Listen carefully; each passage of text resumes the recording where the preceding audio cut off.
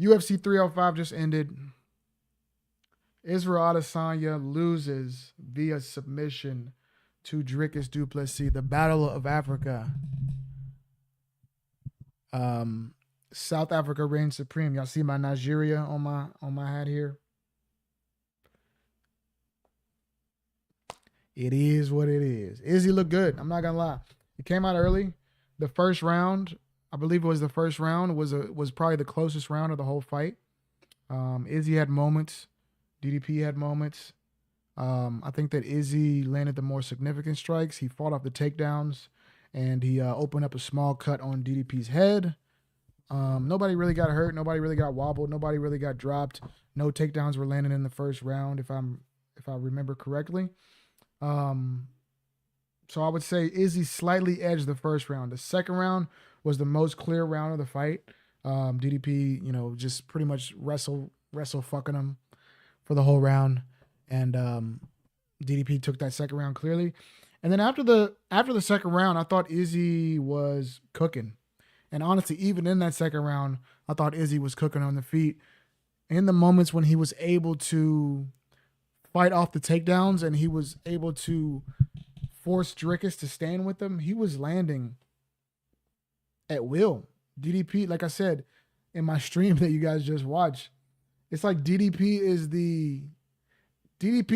the greatest shitty fighter of all time. And I'm not even insulting him.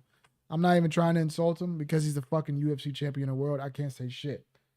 But the way that he does so many things that are like technically wrong and that look so sloppy. Look, Renato Moicano, look. This is literally what I'm saying right now. Look. This is exactly what I'm saying. I'm not championing anything, but how the fuck does this motherfucker keep winning? That's exactly what I'm thinking. Somehow, Izzy literally takes over. He's fighting off the takedowns for the most part. He's landing at will. DDP, like when we get in these striking exchanges, after the first, DDP looks sharp in the first round, but after the first round, he looks slow as shit in the striking. His striking looks slow. He was relying on a blitz forward where he throws 3-4 haymaker punches, and then he was throwing a left high kick. He went away from the left high kick after the first round because he was tired. I guess he didn't want to throw the kick anymore, and he was just throwing 3-4 haymakers, running forward and throwing 3-4 haymakers. And Izzy was making the most routine mistake that I used to get yelled at the most when I first started boxing in the gym. You cannot exit in a straight line. DDP runs at you in a straight line and he strikes. He throws these strikes. He ducks his head, and Izzy was doing a good job trying to sneak in some uppercuts. I thought he was going to knock him out with an uppercut if he could have landed one clean, because DDP does this, and when he does the high guard, he high guards here. The middle is open. He puts his hands right here on the top of his head and does the high guard this way. So right up the middle is still open, and when he's not in the high guard, he's usually rushing you, and he rushes like this. He throws haymakers, and it looks so bad. It looks so amateur. It looks so not textbook. But this dude makes it work, which is why I have never, I did pick him against Strickland, but in all his other fights, I picked against DDP because I'm like, dude, like this guy, if they can technically strike with him and keep it technical, there's no chance. There's no chance. And Izzy, in my opinion, was up 3-1 when the fight ended. He was up 3-1. I thought Izzy won the first. DDP won the second clearly. And then I thought Izzy won the third pretty clearly. And I thought he was winning the fourth. It looked like he was almost cruising on the feet. He's landing at will, but DDP is like one of those dudes that you have to put him out. You have to put him out. And I thought, Izzy probably should have been, a bit more aggressive to get the finish, because if you let this dude linger, he finds a way. It's like the Darren Till fight. He does great early, and then he just looks completely gassed for like 2 rounds. On the feet, he looks completely out of it. He looks completely shell-shocked, gassed, throwing wild strikes. ducking his head and throwing haymakers. Darren Till was, evading him. Izzy was evading him. Darren Till started opening up, landing nasty elbows on him. Looks like he's cooking him on the feet, and then DDP just lands a takedown and then submits him out of nowhere. After just getting teed off on and looking completely gassed, he gets a spurt of energy. He lands something, and he takes you down, and he submits you. Just like in this Izzy fight. He, for 2 to 3 rounds in a row, he's throwing that wild, barrage of punches where he rushes forward, and Izzy is weaving, slipping, stepping around, and just making him miss, making him look silly in the striking. And then all of a sudden, Izzy starts to look a little tired too. And one of these, almost like a point karate rush where you just rush and just throw a barrage of punches, it lands. It lands, but it doesn't land the most clean. It kind of lands like on the side of the face, the side of the cheek. And then Izzy kind of turns his head, and DDP just keeps throwing. It gets to the ground, and he submits him. Izzy taps pretty quick, actually. But he had him pretty much dead to rights. He had him under the chin. And I thought Izzy looked good. I don't think he needs to retire. I don't think he's done. I don't think he's washed. I do think that Izzy 2, 3, 4 years ago would probably finish DDP. In those moments where he was able to just tee off on him, I think that a couple years ago he would have had the confidence to really go after it and probably finish him. In this fight, he just let him linger. He was landing at will, but he just let DDP linger. A guy that tough, you can't let him linger because he gets a spurt of energy and then somehow he wins. The dude literally is always losing until he wins, except for the Strickland fight, which was very close. But in every other fight, it's like he's losing, he's gassed, he looks like shit, he's missing, and then he wins.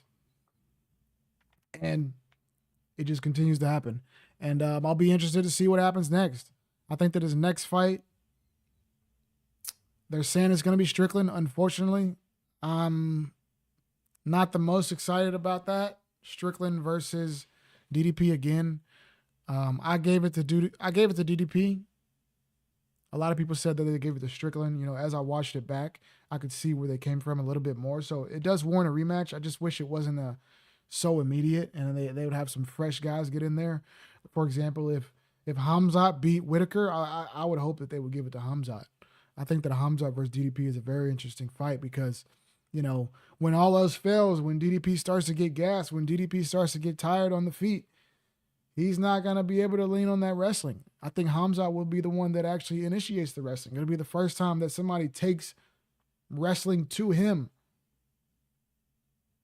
And I think, maybe Hamzat will be stronger. Maybe DDP will be stronger. But I think it'll be one of the first guys to actually take it to him in the grappling. It always seems like they're striking. And he starts to lose in the striking, and then he just resorts back to his grappling and finishes the fight. And I don't think Hamzat would be, caught in any scenario like that. So to me, that would be the best case scenario for the division. I know a lot of people are kind of down on Hamzat right now, but to progress the division moving forward and to stop so many fucking rematches, please. I hate, everyone's starting to look back on Usman's resume and being like, his title reign was nothing but rematches. Well, this is what happens when y'all just give immediate rematches to people that never defended the belt. If you never defended the belt, you don't get an immediate rematch. I believe if you don't have multiple title defenses, you don't get a immediate rematch. It doesn't matter how close the fight was. Doesn't matter if it's debatable. If you didn't have multiple title defenses, the division has to move on. Fight another fight. I know Sean did fight another fight, so it doesn't really apply to him as much, but still, I think that it would be wiser to, if Hamzat wins, but if Whitaker wins, then we're back in the predicament of it's going to be 2 rematches. And I would probably lean towards Strickland because Strickland was more competitive with DDP. So if they decide to do Strickland, I won't be the most happy about it, but it is what it is. And it also seems like Hamzat's not able to get into America. So He's probably going to be fighting once a year whenever they go out of the country anyway. So, yeah. It'll be fun to watch. I just want Hamzat to finally have his, title. Like, all this hype and to never get a title shot. Like, we need the payoff. For all this hype, we need the payoff for the hype. We at least need to see him in there. I want Hamzat to get the title shot in the next year. If Hamzat doesn't get a title shot in the next year, his career is almost a failure, bro. If he doesn't have a title shot by 2025, that's insane. That's absolutely insane. That's actually like such a waste of time. Like, all this hype has been kind of a waste of time if he doesn't get a title shot in the next year. In 2 divisions. He had it at 170, fucks it up. He has it at 180, or he potentially is one fight away from having it at 185. And then he pulls out, but then he gets another chance. So don't fuck it up again. Please, please, please. Let's just make it to a title shot for Hamzat. That's all I want to see, is him to get a title shot. And him versus DDP, I think, would be a very interesting fight. And if he's able to beat Whitaker, I would say, Dana White's not always a man of his word. And this will be one of the times I hope he goes back on his word and says, Strickland, sorry. Hamzat just finished Whitaker. If Hamzat has a dominant decision over a dominant knockout or submission over Whitaker, give it to Hamzat, please. Let's move the division forward. Hamzat versus DDP would be interesting. DDP has made his past 2 opponents cry. Let's see if he can make Hamzat cry in a press conference. What shit? What can DDP pull up about Hamzat to make him cry? Let's see. And then the co-main event, Kaka France there's not much to even say. Kaka France was kind of lunging in with the overhand right. It's so crazy that Steve Erceg is not like super big for a flyweight, but he's just everybody in the division towers over Kaka France. So he's throwing kind of like a winging overhand right nonstop in the fight. It's getting close. It continues to get close. It continues to get close in the first round. And then he throws it one more time. Erceg just barely misses it, and he follows it with a left hook and fucking sits his ass down. Erceg gets back up, but he follows it up. TKO. Kaka France, first round. I think he gets a title shot next. At this point, I think he's earned it. He's been right there for so long. I think it's his time. And I think that'll be an interesting fight. Him versus Pantoja would be fun. Would be a lot of fun. Yeah. I'm excited for all this shit, man. It was a good card. Pretty good card. Dan Hooker always delivers, bro. Dan Hooker's just one of the guaranteed action, exciting fighters. If DDP wants to stay active, Hamzat won't fight again for like a year. That's what I'm saying. I think Hamzat's not able to fight in America right now. So if Hamzat is actually not able to fight in America, then it makes sense why the UFC is married to giving it to Strickland. If Hamzat was available right now to fight in like MSG or in Vegas in December, give him the title shot. Like, did you see the Joshua Kulabau fight on prelim? No, I did not. I have to watch back the prelims. I was at a NFL game. I just got credentialed for NFL. So I was at an NFL game earlier. I didn't get home until the Dan Hooker fight. So I saw the Dan Hooker fight, the second half of that fight. I thought it was fair. I thought it could have gone either way, but I didn't think that it was a robbery to give it to Dan, and I think that it was just a fun fight. I enjoyed the fight. I don't think anybody could be mad about that decision. And then, of course, I saw the Kaka France knockout, and then the Izzy fight. We all watched that live on stream. Watch back Kulabau fight. I thought he won. I thought Dan won clearly. Yeah, see, I missed the first round. I think I saw that they both got dropped in the first round, but I saw the second and third round, and I said I saw no problem with giving it to Dan Hooker from what I saw. Taito Ivasa, it might be time to might be BKFC time for old Bam Bam. He got one judge didn't think so, giving him a 30-27 scorecard, which is just absolutely insane, bro. Absolutely insane to give him a 30-27. from what I saw, I didn't see the full fight, but Jesus Christ, the stats and everything, it's like, come on, bro. Come on. I'm not a fan of Rosenstrike at all, but yeah, they just either let if they want to give him a longer leash and they like that he's an entertaining fighter and want to keep him around, kind of like what they did for Derek Lewis, just give him main events against bums and let him just knock them the fuck out. Do some crazy shit after he wins, crazy celebration, and everybody loves it. Stop putting Tai Tuivasa on pay-per-views against ranked fighters. Let him main event smaller cards against up-and-coming guys and let him just knock them out. The same thing that Derek Lewis has done for years. Because as soon as y'all put them on primetime pay-per-view, they get exposed and it looks stupid.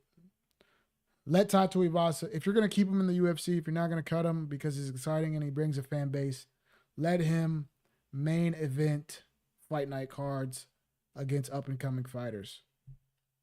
No, not prelims. No. I don't like that.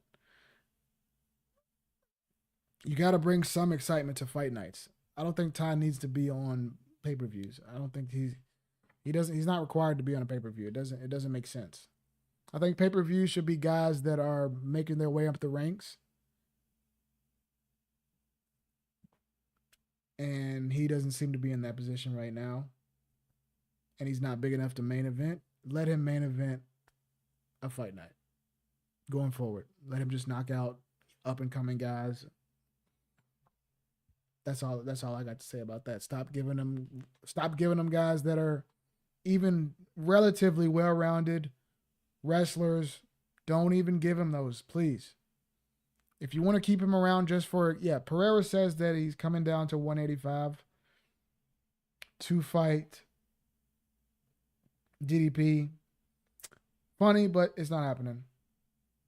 It's not going to happen. I wish that it would be great to see because I think Pereira would knock him out because in those moments where DDP starts to get hit because he gets hit in every fight and he has a moment where he looks completely gassed and he has a moment where he starts lunging and getting tagged and looks like shit, but then somehow he pulls it out.